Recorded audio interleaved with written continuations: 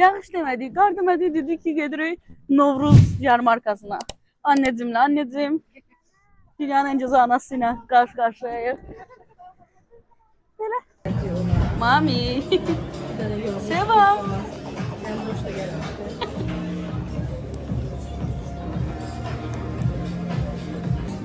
Anneciğim burada yemeği sipariş verir.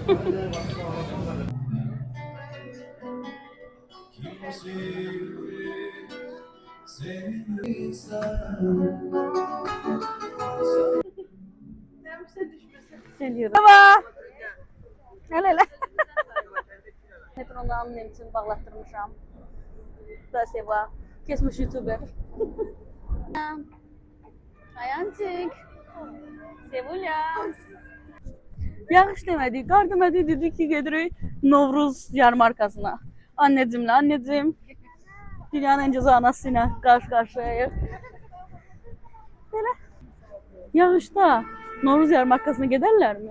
Biz gideriz. Ve elbette ki tek getmirəm. Bu hanımlarla birlikte. Seva, Ayan. Mama.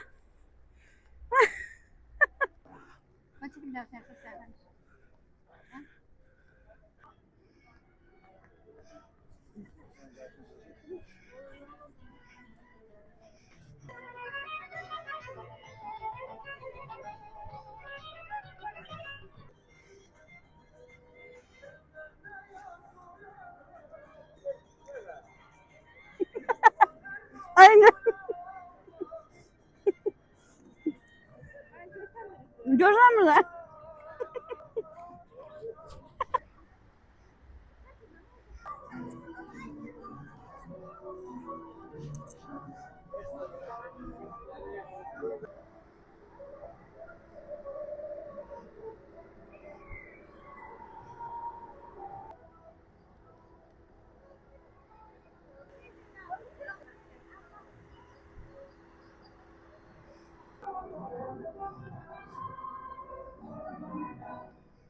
Roughly 8 passengers toiled on board the train.